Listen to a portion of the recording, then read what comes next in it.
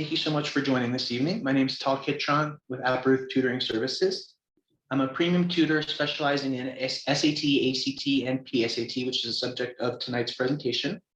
I've been working with the company for about 10 years in various capacities, but for the past few years, I've just been tutoring online. And though I work from Colorado, I do work with a lot of Seattle students. And I know what we're talking about today is the PSAT, which is primarily relevant for 11th graders, for juniors, but also has some import to 9th and 10th graders.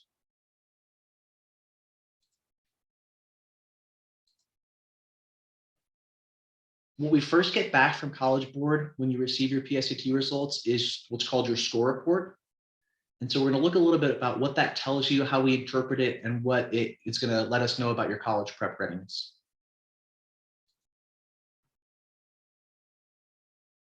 You'll see a few breakdowns. The way to get there is to log into your College Board account or SAT.org. That is also how you register for the SAT when that time comes. And to get your PSAT report, you can see psat.org/myscore. That'll prompt a login to College Board. And you'll, on this next slide, we'll look at what that means and how we can interpret these reports. Here's what you'll see on that first page. This is a total score out of 1520. But you can see this student scored a 430 on the verbal, a 530 on the math, adding up to 960 total. The first two sections are what make up that evidence-based reading and writing score. That is sections 1 and 2. And then sections 3 and 4, that's math no calc and then math calculator. When it comes to the percentile, the students are all ranked compared to 11th graders. So even if you're a freshman and this is your PSAT 9th grade report, the percentile is still relative to juniors nationwide.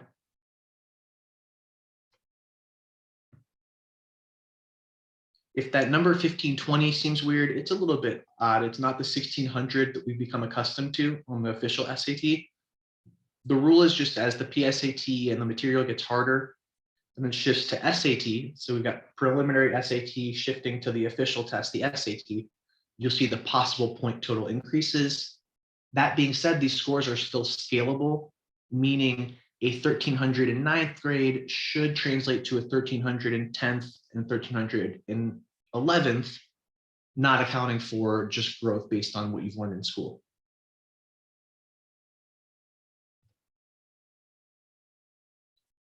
Now we're going to talk about the scores themselves and how we look at them for national merit, which we'll talk about a bit more too. So first we get the raw scores, which is the number we got right. And those numbers, questions correct, are curved and then converted into the actual test scores, which you see above. Here we've got a 23 and a 20 for reading and writing, which is 43 total. That's where the 430 came from. And then that 530 on math is a 26.5 out of 38. The PSAT is really not crucial for most people, but for super high scores, Appruth works with many of them. I work with a ton of high scoring PSAT and SAT students. Those students are eligible for national merit recognition if you get a very, very high PSAT score, and we'll talk about how it's graded. You can get a little feather in the cap. So it's not going to be the same as like a great SAT score or ACT score, but it can still give you a really nice boost to your college application, can give you some automatic scholarships for certain schools. And again, it's just kind of this thing that can set you apart. If you get national merit recognition, only 11th graders are eligible. So even if you're taking that same test and you get a great score, if you're a 9th or 10th grader, that does not open you up for national merit eligibility. Here's how that's done. And again, this is pretty rare. So I think for a lot of people, this isn't entirely relevant, but for the top 0.05% of test scorers, or if you just know that your student's a high scorer, you've got potential for this, this is what you'd be thinking about. What happens so for the PSAT that was taken in October, results come back December, and then way into next year, about 16,500 students nationwide are selected as semifinalists. Most of those students do become finalists. You just have to write an essay and take a confirming SAT score and a couple other things. And then from those, about 8,800 are selected as merit scholars. So you can be a finalist, and then from there you can receive a scholarship. But semifinalists, commended, finalist status, all of those are avenues towards scholarship money. And really elite schools look fondly upon them. Every state is different. And so here's how you calculate the number. So every state has a different cutoff. The cutoff is usually between 212 to 223 with a maximum score of 228. Every year it's determined anew based on the curve and how people did. The commended cutoff, so the cutoff for commendation and not actual scholarship or finalist status, is not a state dependent cutoff. So that might be more like 205, but we don't know. It will be, though, the same across all states. Again, just a nice feather in the cap. The important thing with the selection index is that it's double the sum of all the test scores, but if you notice, 2 of the 3 test scores were verbal. So for national merit, verbal is counted double. I'll say that again. For national merit consideration and PSAT scoring for high scoring juniors, the verbal sections count double. So sections 1 and 2 are literally twice as important. Unless you get a near perfect score on verbal, it is quite unlikely to become a national merit scholar. If you are perfect on verbal, you've got a little bit of leeway on math, and you can still get a great PSAT score. And we're going to answer some questions at the end, some from folks who couldn't make it but are going to be watching on delay, and then just from those who have questions tonight. So if you do have questions about the scoring, just let me know. The last page of your score report is the feedback on questions, and the pink or beige highlight that you see on like numbers on reading 4, 11, 12, 17, 18, or on writing numbers 1 and 2. Those are quote unquote easy questions missed. The other way we can tell if they're easy is that those blue boxes show the difficulty level, right? So like numbers 1 and 5 on NoCalc have a 1 in the blue box, which means they were easy. And so we don't want to miss those. We want to make sure we're figuring out why are we missing those questions. So we can get some insight from these reports, especially if you look at it with a counselor or a tutor. And what we look for is patterns. We'll talk about mock tests and mock test reports later as well. So what we're really looking for is time management issues. If you see towards the end of your test report a bunch of missed answers, which we often see, either you left them blank, which we don't want to do, or we bubbled straight down or just guessed, a bunch of misses in a row either means we ran out of time. That's the most common by far. Or sometimes it's in combination with just a lack of mental stamina or mental fatigue.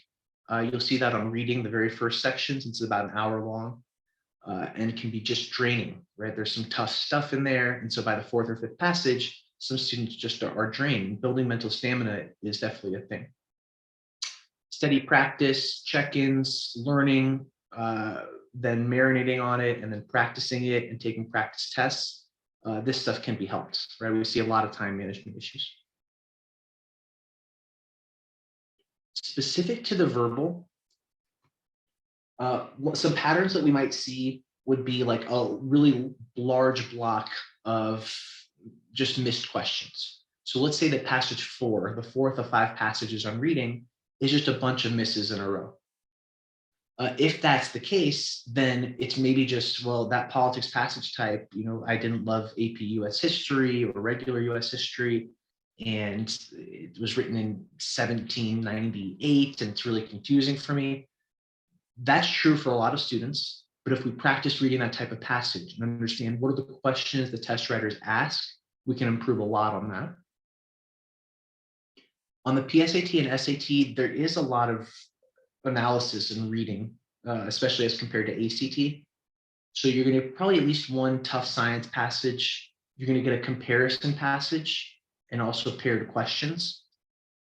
So those are all things to keep in mind.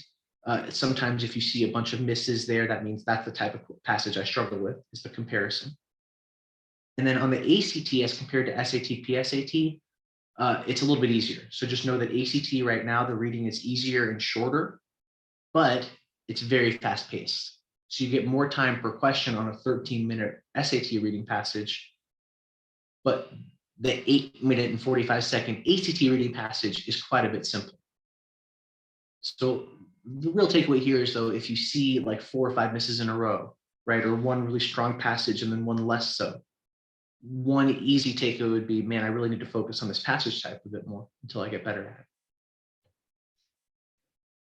And then if we look at that on the math side, the no calculator section, which is section 3, is going to be a lot more mathy. So you'll think to yourself, man, I wish I had my calculator. We're doing isolating, substituting, distributing, roots, exponents, factoring, foiling, all that stuff. So algebra 1, a lot of it, versus then you get to the calculator section, and that's, you almost never need your calculator, ironically. Lots of word problems about just basic understanding of what they're asking. And if you look at that little blue, or the 3 boxes of blue to indicate difficulty level, if you notice that, man, I'm not missing the 3 blues, I'm missing 1 blue or 2 blues early in the math sections, it's probably not that you're just deficient, it's more that you're not carefully reading or not solving for the correct thing. On the SAT math, there is usually a simple solution, and it's very, very algebra heavy. I would say the most common thing I see is people missing questions towards the end of multiple choice, which is the last, not the very last questions, but like, for example, for no calculator on PSAT, the 7, 8, 9, and then when it flips to the free response, the last couple questions as well, like 12 and 13. Calculator section, same thing. So if you're noticing, man, the free response questions are tough, or the late multiple choice, that's natural, that's for everyone. Our job is skip around, grab the easy points, and then guess only on the toughest stuff. And so we've touched on it, but what are the content areas that you're going to see for PSAT math that then graduates into SAT math? The 3 main things are heart of algebra, passport to advanced math, and problem solving and data analysis. The third one is about stats and ratios and less algebra. The other 2 are really just algebra.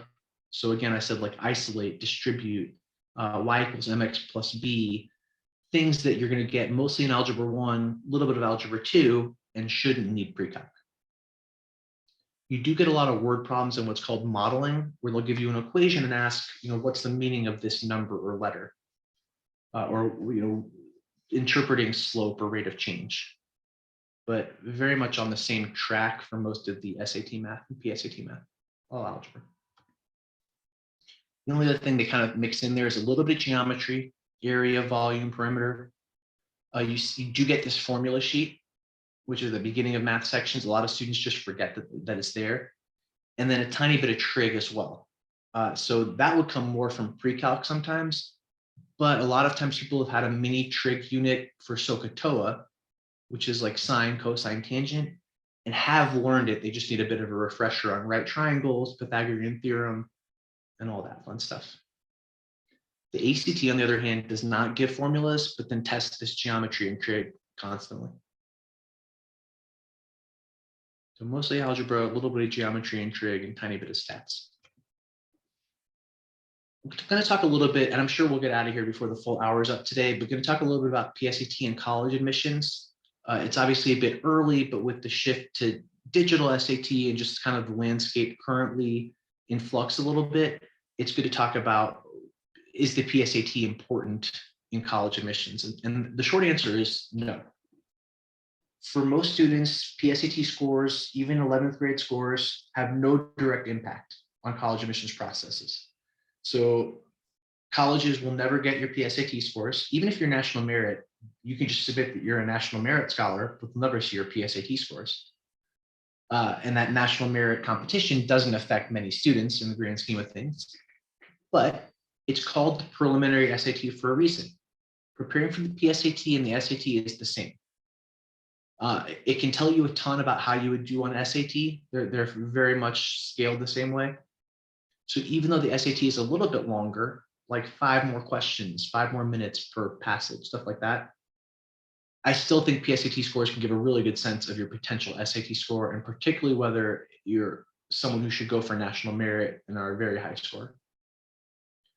It is less useful in predicting those middle scores. So like if we're talking, anything from 700 to 12 something, that's less helpful. But if someone's scoring 1250 or above on a PSAT, that's a pretty high score, and it can really help predict what SAT will look like, or whether it's important, or whether it's smart to start prep for SAT at that time, for example. There's a lot of overlap, about 80% of content overlaps. I mean, PSAT and SAT are the same. So when I'm prepping someone for PSAT, we are preparing for SAT as well. And we're going to take SAT either right before or right after PSAT, or both, to try to get that done with junior year. What you see as similar, they're both these tests, the ACT, the other college standardized entrance exam, they both test reading and comprehension, English and grammar, science graph reading. Even though the ACT has a science section, the SAT does not. The SAT has graphs throughout. And then math stuff, algebra, stats, bit of geometry. The ACT will have more advanced math, 60 questions in 60 minutes, and some tough stuff. It's more calculus-y at the end. And more advanced science, in that you have to think analytically like a scientist on that fourth section. And again, very, very fast-paced, 40 questions in 35 minutes. SAT, PSAT is more advanced on the reading side, but you get more time at least, so it's not as rushed. And then there's more word problems on the math section. So less about just solve for this, and more really interpreting what are the writers asking you for. So one thing that we can almost all do is use the PSAT scores to help us decide between SAT and ACT. And granted, we're in a test optional landscape. From a lot of colleges and universities, the standardized tests are optional, but that doesn't mean people aren't submitting. It is definitely worthwhile to at least try the tests and see if they will help you. The PSAT gives you a good idea of SAT, but if you're a super high scorer, you might want to take a mock SAT as well. There are a bunch of free ones online. Appleworth offers mock tests, both in person and online. So you may want to try an SAT as well, but the key would be take a practice ACT and compare that either to PSAT or SAT or both. If you convert, there's a bunch of places you can go, including our website, and convert them so that they are just relatable scores.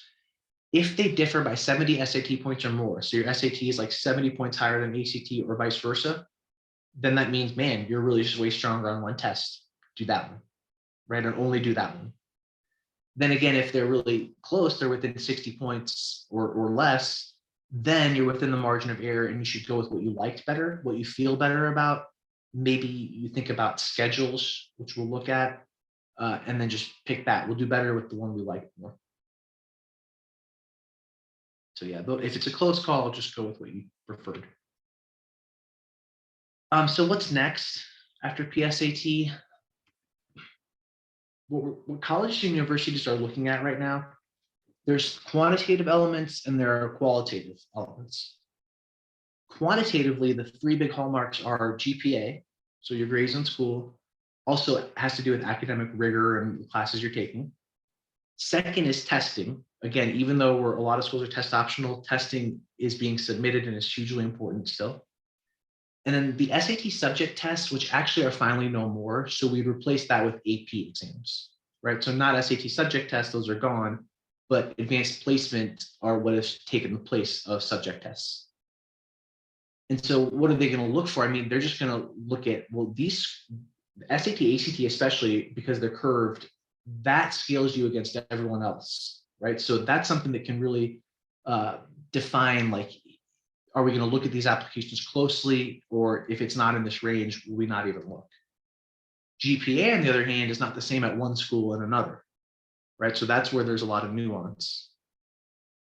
The things that students can add these days that can really help and set them apart are the qualitative components. So great personal statements, getting recommendations, asking early, and making sure that you've really made targeted teachers or counselors who are going to give you a great recommendation. Those are really helpful now.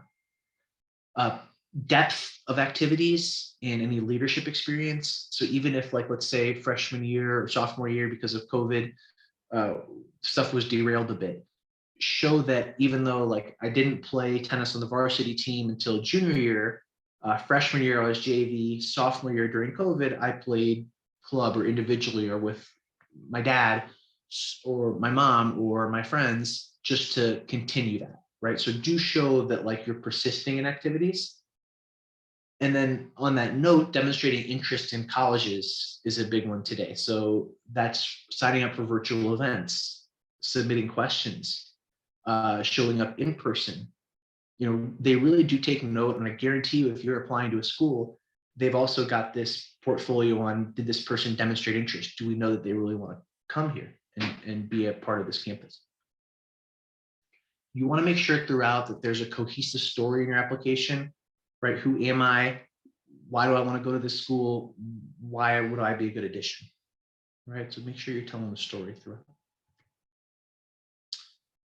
Today, the SAT and ACT are universally accepted, meaning there's no preference from one to the other. So growing up, it was very regional, but even back then, schools would look at SAT or ACT without preference. These days, there are no schools that accept one or the other. There are some differences in what scores they'll look at, super scoring and such, but you should prep towards the test you're stronger with and not both. In other words, focus on one, figure out which is stronger for you or which one you like better, and then only do SAT or only do ACT. It's not the worst thing in the world to switch because there's overlap, but ideally you shouldn't, right? You want to pick the test that you're better at to begin with. So talking just a bit about timeline, it's usually a junior year thing. Some students, and this is also, we have to think a little bit about the digital SAT and PSAT, which is going to throw a wrench into everything. But some students actually will need scores early if they're athletes or if they are knowing that they're going to do early decision or early action. But here's the kind of the basic breakdown. So if you're in 10th grade, scores might help for placement. So that means in, like, dual enrollment, if you can, you know, go part-time to a college, part-time to the high school classes, against sports, placement in APs. Even if for those reasons you had to take a test 10th grade, which is a little bit early for most, you probably should still take another one later. So after you've gotten a bit more math under your belt and just, I don't know, you're aged a year for college admissions, you'll probably want to take another one and not just rely on your sophomore year official score. Fall of junior year, I mean, that's typically when we see people start, some before fall of junior year. Sometimes if you're really in these tough classes or maybe fall sports and you just can't do it, wait till the spring, right? But if maybe you think, man, I'm a high scorer, I've got the PSAT in October, let me take the SAT in October and November and just try to knock this out, that's a nice option, especially for high scores. And then we see a ton of people starting spring of junior year. Oops. Algebra 2 is what's going on for a lot of people math-wise. So, like, maybe you want to get more of that under your belt, or again, you're busy in the fall. So then let's take it junior year. Anywhere up to about, like, summer before senior year and early fall is okay, but you don't want to wait until that senior year to start. That's too late. So the general answer to when should I start is at latest, probably spring of junior year, at earliest, spring of sophomore year towards summer before junior year. And you should always plan to take 2 or 3 official tests. Plan for 3. If you hit your goal early, great. A couple reasons. So one, it takes most students 3 official tests to reach full potential. Point blank. I mean, that's something that I've noticed over the years for sure. Part of that is because people gain confidence. The other part is you're just getting that testing experience. A lot of colleges super score, meaning if you get different section scores across multiple test sittings, a lot of colleges will allow you to submit and they'll just see that combined super score of your highest sections. But yeah, we gain confidence over time with the timed environment and just testing generally. If there's a really hard test in March, just for some reason, then taking it again in May will make up for that. or just any other, random fluctuation. And then you can also set goals, right? So we'll always think, well, I want to go up 5 ACT points total. So that means on my first test, I want to make sure I'm going up at least 1 or 2. And then by the next one up 3 or 4 total. And then I can get to 5 on my third test. And seeing that progress also helps confidence. Here are some test dates. You're going to see that the SAT, these are domestic. So you have to register at least a month before the test date, but honestly, I know this is mostly for Seattle folks. You need to look really early. Seattle is notorious for test centers filling up incredibly early. So like, it's actually a big thing. I've had a lot of Seattle students having to travel to different states to take the SAT and ACT, but especially for SAT in Seattle on the West Coast, Pacific Northwest generally, just got to register really early. I would say several months before you're thinking about taking an SAT, go to SAT.org and make sure you can register. So what kind of timelines will we look at? Actually, I'll come to that in a second. First, just some numbers. Usually for every 90-minute session of tutoring, I'll assign about 90 minutes of homework. Sometimes more, sometimes less, depending on the student and their schedule. On average, you want about 6 hours of instruction between each mock test. So that'd be like 4 90-minute sessions is what I usually would do, and then do a mock to measure progress. It ends up adding up to about 50 to 70 hours total in process, which is homework, sessions, practice tests, which are like 3.5 hours on their own. And that can be done in about 10 to 12 weeks before the first test, plus another month or 2 leading up to the second and third tests. So this is a big time commitment. SAT and ACT are not tests of intelligence. They're tests of effort and really coachable. We can get better and better at these tests as we understand how the test writers operate. So here are some options for how you'd set up the timeline, which I think is really something you need to put thought into. One option would be this top one. So like, we start prepping in summer because it's a little bit lighter, right? There's no school. I'm doing camp and a summer job, but I've got some time to do some tutoring or just individual study. Then school starts. And so I just need to make sure I'm staying a little bit fresh, but not taking the tests until like almost a year later, March, May, June in the spring. And again, those the May for subjects, that would be more AP exams, which would be May and then towards the end of that month, right? So you want to think about that, right? If you're a junior in AP courses, then that May SAT may be tough to take. Another option would be summer prep for winter testing. I like this because you're preparing right before your first test, which is nice. Then the scores come back. We have a really tough April and May in school with finals and APs and all that. But then school ends and we get a week or two to just recall stuff and start for June and August. The nice thing about March is it offers you the opportunity to get the questions and answers back. That's only true for March, May, and October for SAT. And this is another good one. So maybe a high scoring rising junior could start in March to May after sophomore year, sorry, and then actually take the tests in the summer, preparing for the October PSAT. Right, and you can see for ACT, maybe you prep early in the year and take February, April, June, or you could start preparing towards the end of the semester and take summer ACTs, another great option. So again, just think about what's going to work best for you as far as travel and school and extracurriculars and sports and music and everything else. But do plan on 2 or 3 official tests total. How do we register? So SAT.org or collegeboard.org. Pretty much everyone will have an account already due to PSAT. So you'll probably have one. It's not a wonderful website, but it's navigable, and you can go there to register for SATs. Again, do it early. ACT is ACT.org. Tend to have a little bit more time for those, but register now, and you might not have an ACT account, so you'll have to create one. But fairly simple there. Just don't assume that counselors or tutors will do this for you. Students, you generally have to register for these tests on their own, with the exception of some school-based tests that are offered, but you can't assume that that's going to happen. And then accommodations is another big thing for PSAT, but also SAT, ACT. If you have a 504 plan or an IEP in school where you've got extended time, then you are eligible and should get extended time on these tests. You do have to apply, right? So working with the guidance counselor or disabilities coordinator to make sure the paperwork goes in, it can be a big process. What I've seen in the past 6-7 years is that if a student has one of those IEPs or just has accommodations and has had them in place for a while, they will almost definitely get them on SAT, ACT. And if they don't, they probably won't. It's very rare. The College Board and ACT just like to see that it's a demonstrated accommodation that the student has used. So that can be just something that's a long process. So again, start that early.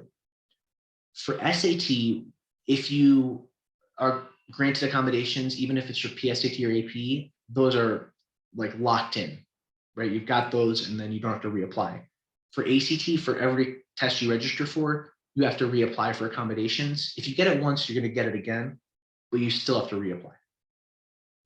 And you don't want to, I mean, for a lot of reasons, you shouldn't be worried about having accommodations or how that's viewed, right? If you are eligible for accommodations, then you should take advantage of them and think about how to use them to best advantage. Colleges won't see if you've taken a test of accommodations. That's against the ADA. So it's not like you're going to be judged negatively for that, far from it. All right, so as we kind of come to close today, I want to make sure that people are thinking about goals throughout. You can use College Board, you can use Alperuth, you can use Khan Academy, and just see where you're at compared to others. So a lot of times colleges put out the 25th to 75th quartiles or percentiles of students they've admitted. And so if you look at like the middle 50th percentile and your score's already in that range, if you're a sophomore or you're a junior PSAT score and you're in the range for your college, that's a great sign. Even if you're below, that's fine, it's early. And if you're above and on the top 25%, that means that you're already in a good spot for that college.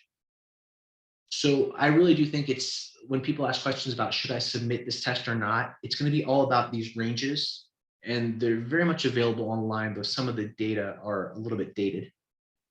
But you can look up just what are the average scores of people who are admitted in 2022, and then see how you stack up to decide, maybe I should submit my SAT score to this college, but maybe not to this one. And then throughout all of this, we talked about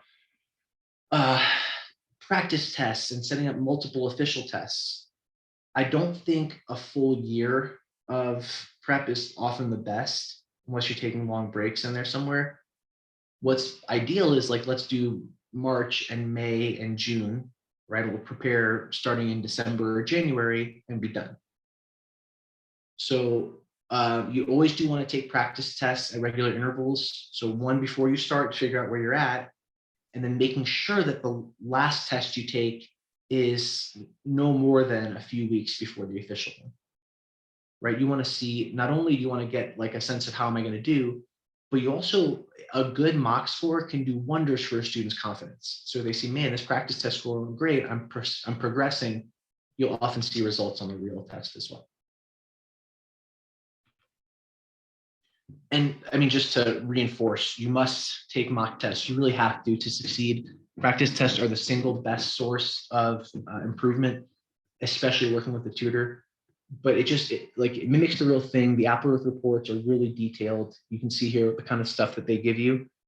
And they also will show you which questions you missed. So throughout, like, oh, I missed numbers 11, 18, 24. Why did I do that? What types were they? We'll look for patterns in those mock reports to figure out if there was time management issues or mental fatigue like we talked about.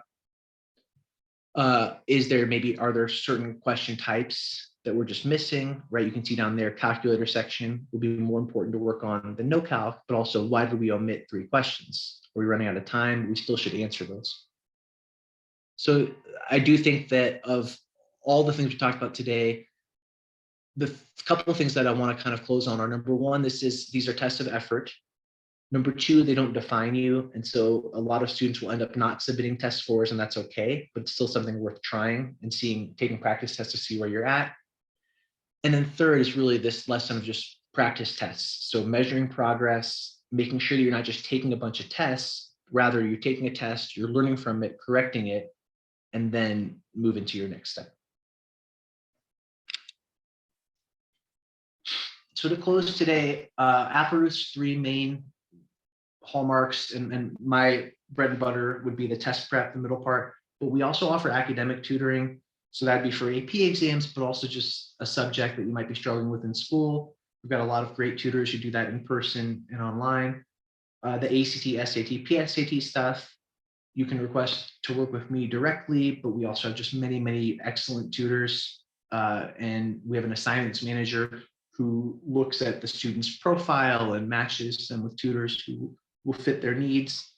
And then the cool new thing we're doing is executive function coaching. You could call and just do a 15-minute consultation free of charge, and schedule a 15-minute time to talk via Calendly. I'm going to put that link in the chat for you guys. And then this mind print thing is super cool. It's like a mock test for the brain. So that's the $150 diagnostic where you can get a coaching match, complete this 30-minute consultation and get a custom coaching plan. Executive functioning is stuff like time management, organization, planning, thinking about the way that you think. A lot of students really need that, especially at certain stages of education.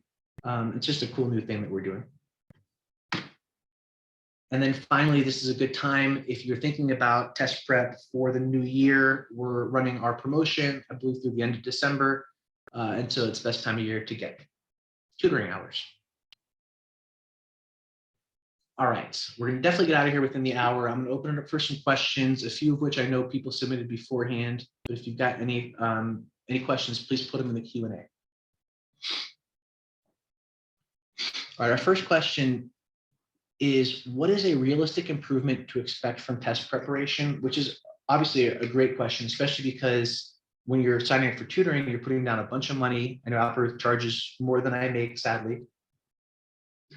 But it can be a scary thing. It's like, what am I going to get from this? If you contact Appleroot, I'm sure you could probably get like our most recent numbers, honestly, on just company-wide averages. What I generally see is students do 10 hours or 20 hours of tutoring. The 20-hour package is the most common. Some do more, some do less. And for ACT, I would want the student to improve at least 3-4 points. We tend to not guarantee a certain point increase because it's so dependent on that test or just the individual like test day performance. But we do guarantee an increase. And my goal is just to always make sure that people feel like they got their money's worth, right? It's like, I want to make sure that this was a valuable experience. The score went up considerably. For SAT, if we started at like 1150, I'd say let's set a goal of 1300, right? A lot of people will exceed that. Some people might just go up to 1220, 1250. That's definitely an improvement, right? So it's all about setting goals. Every student's different, but you can definitely expect an improvement. A lot of it does relate to the structure, the collaboration between tutor, student, and parent, but most of all, it's the individual effort, organization, and planning on behalf of the student themselves. Next question is, what about test optional and test blind schools, which is something we touched on a little bit. So the question is, what's a good score to submit if a school is test optional? So first, what does that mean? If a college or university is test blind, that means you cannot submit SAT, ACT scores. They won't even look at it. That's rare. Not many schools do that.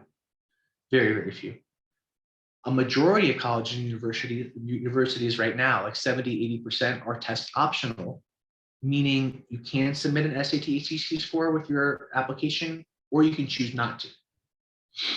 I would look at that 25th to 75th percentile range for the college. I would talk to a college counselor in the admissions office, and I'd be really strategic. Because, for example, an SAT score of like 1500, you would think, man, that's 99th percentile, that's good everywhere.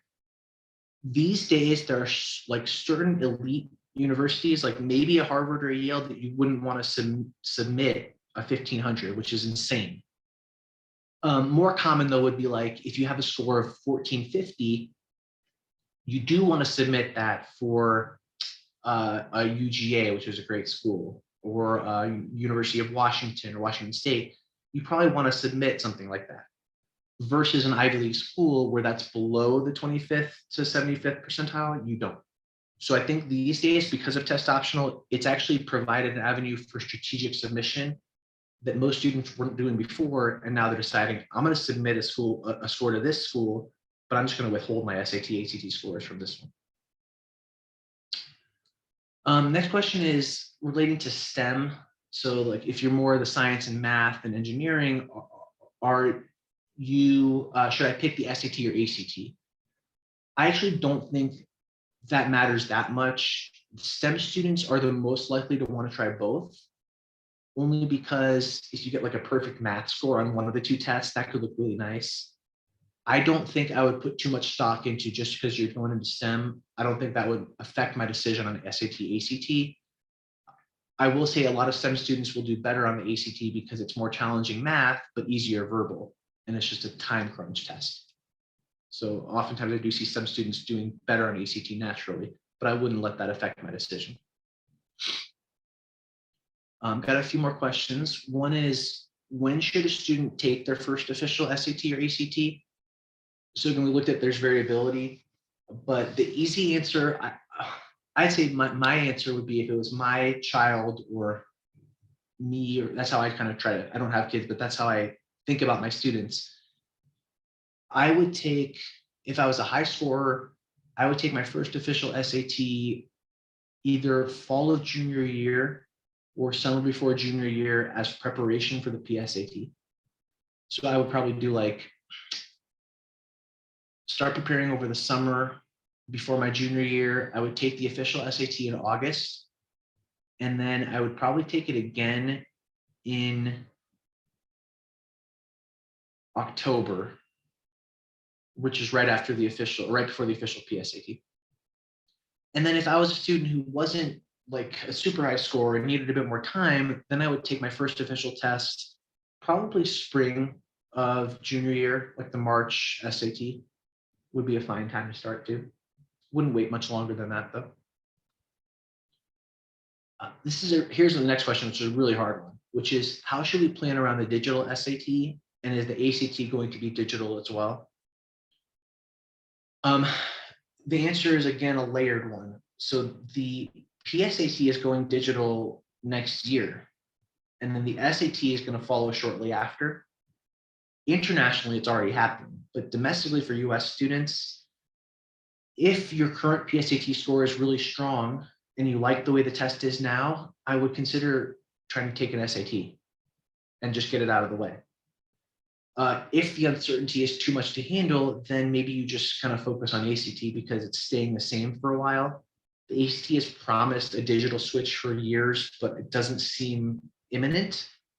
So I do think the ACT will be digital. It's already been digital internationally for years, but I think they're going to have a hard copy around maybe forever, but at least for a while.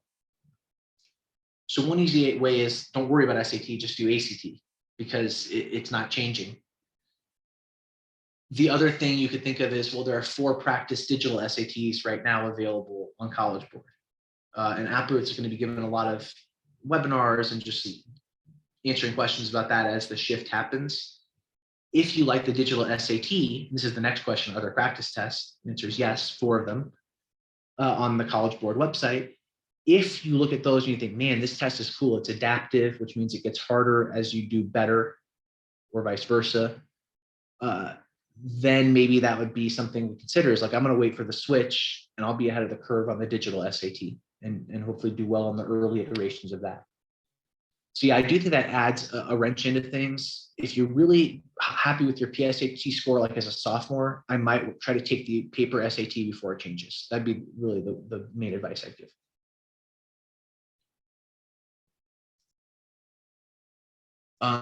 Question on that note, which is, what is the difference between the hard copy and digital tests? They're significant. So for the SAT, which again is changing kind of over the span of the next year, PSAT and SAT are both converting into digital. And again, we're going to give a lot more info on this as it comes out. AppRoots will be ahead of the curve on it, but it's a shorter test. So right now the SAT is about 3 hours. It's shorter, it's shortening to closer to 2 hours. It's all online, so it'll be all on a computer, as opposed to right now, it's hard copy test booklet, Scantron sheet that we're bubbling. So everything's going to be digitally on a computer. And I think that that'll affect accommodations. So a lot of accommodations will be easier and just more well done. But the biggest difference is that the test is adapted. Meaning right now it's like 4 sections and it is what it is. But the digital test, depending on how you do early on the sections, will either get easier or more difficult and put you into like these scoring brackets. So it's a lot more like kind of the GRE or some of the grad school tests will also probably get scores back more quickly. But it's really going to be a huge shift. Shorter passages, probably a lot of similar math concepts. We have yet to say for sure, but probably a lot of algebra, still a little bit of geometry and trig. You can expect it to be in line with Common Core, just like the original SAT is. But I will say there's going to be a lot of differences. And the main one is the new test is shorter and it's on a computer. All right. Last question that I see is about Algebra 2. So if you have more, please go ahead and submit. But this is the last one I see here. My student is taking Algebra 2 as a junior, pretty common. They took the SAT this past fall. Okay, so last couple months. Will their score improve after finishing Algebra 2? I think maybe marginally. I think that Algebra 1 is the big one, and first semester of Algebra 2 is probably perfect. So maybe 1 or 2 questions out of the 58 math questions could be cinched based on Algebra 2, but more likely as the student could improve with some targeted practice, right? A little bit of tutoring, some work with just practice tests and individual topics. So yes, I do think there's some upward mobility as you take more math in school, but the big one is you have to make sure you've got Algebra 1 under your belt before taking these tests. For ACT, I think Algebra 2 and pre-calc would have more effect because the ACT math is harder. All right, thanks so much to those of you who joined or who are watching on delay. Really appreciate you joining. I hope it was helpful. Please feel free to reach out to Alparuth with any questions you've got. Email and number below. Happy holidays. Hope you guys have a great rest of your evening.